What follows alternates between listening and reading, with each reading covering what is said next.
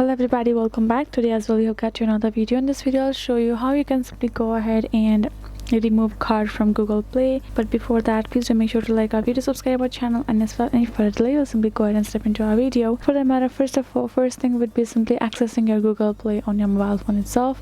Go ahead, tap on it. Now once you have done so, you can see this kind of interface will open up with all the recommendations for you, right? So afterwards you're going to tap on the profile icon that will be on the top right corner of your screen, and now go ahead, tap on this option called payment and subscription that is given below notifications and offers. Here in this section you can see this shows you all of the subscription, budget history, redeem code, and payment method. Go ahead, tap on it.